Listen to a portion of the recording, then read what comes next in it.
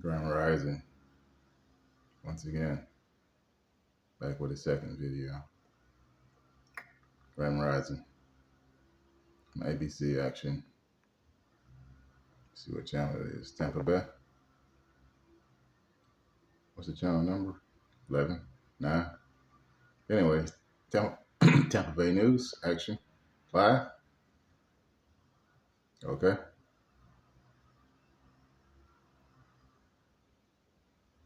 This is about the students in Tampa Bay. Somebody was arrested. Should they stand down? All right. It's in Tampa Bay. All right. Let's see.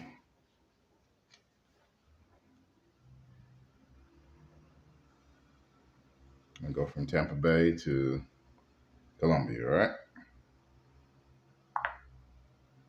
So you might see some searching in the video. Okay. And welcome to Tampa Bay Tonight. I'm Wendy Ryan. Our top story tonight, arrests on the University of South Florida campus.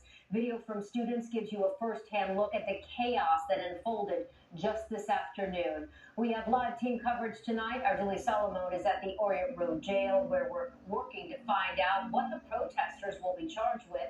But we begin with our Chad Mills, who's on the USF campus this evening. Chad, I know law enforcement says they're ready for any further unrest. That's right, Wendy. Where we are standing is where everything was going on just hours ago. As we look around now, we're pretty much the only ones out here. No protesters. Things are quiet. Things are peaceful. But again, the chief says his officers can be ready to go in just a moment's notice if that changes. A tense scene at the heart of University of South Florida's campus.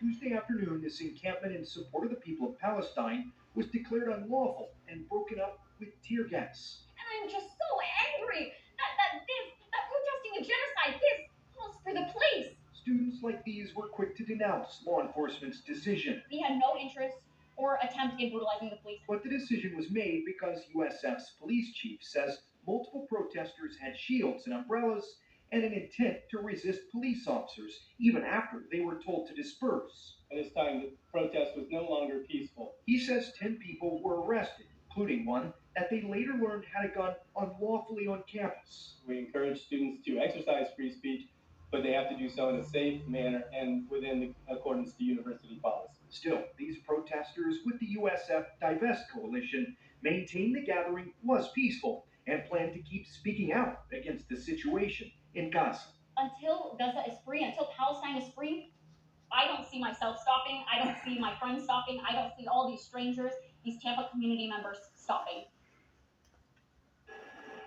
Those protesters, by the way, didn't share any concrete plans with us to return here to campus and continue demonstrating. But again, all right, to the protesters, don't get yourself in trouble.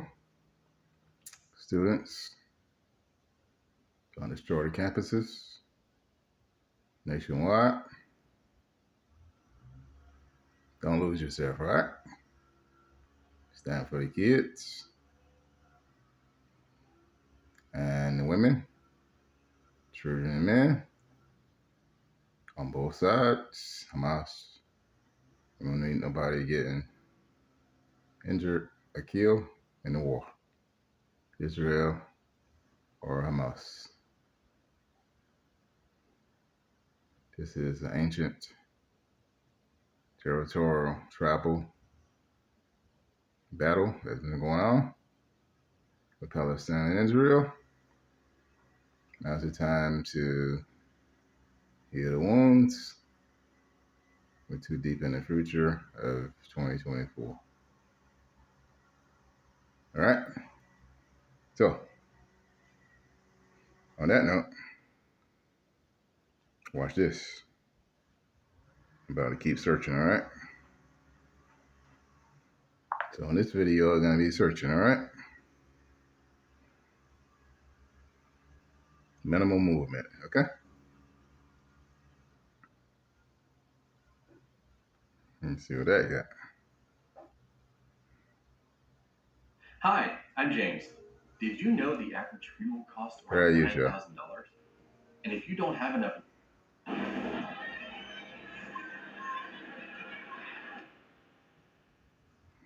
see.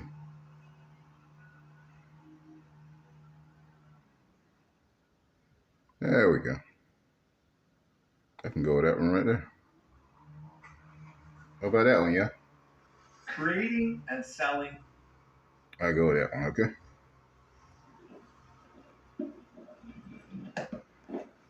This is about Columbia. Mary Adams. I can go with that one. Okay, see what you got to say. Okay, I'm not gonna go through the whole video. Maybe y'all don't want to hear 37 minutes of it. Okay. This is Mary Adams. Good morning, everybody. All right, so in a minute, you're going to hear from the mayor and the leadership of the NYPD, the police commissioner as well. I think last night is another example of what we call New York's finest. Just a tremendous job done by the men and women of the NYPD. Such restraint, such precision, just a totally great job by the men and women of the NYPD, especially our ESU, SRG, and CRT units. So I can, from all of us up here, we just want to commend them. And I'm sure from most of the New Yorkers we spoke to, big kudos to those units and all of the cops who helped in that operation last night. So let's get this started and let's hear from the mayor of New York City, Eric Adams. Hey, thank you so much, and I want to be clear that although there was a massive operation taking place at Columbia University, we also was dealing with an operation taking place at CUNY, and we also had a city to protect. So this is not the department that will deal with one production at a time. There are a multitude of things that happens in a city of this capacity and magnitude. And you have to be a well-organized professional operation to deal with all of those encounters. And I just want to thank Commissioner Caban, the Chief of Department, Madry, Chief Shell, Commissioner Daughtry, First Deputy Commissioner Casella, and the entire operation. And specifically, I just really want to thank Commissioner Weiner. She was the one that was monitoring the situation when I first started seeing protests take place in the city. It just did not fit right.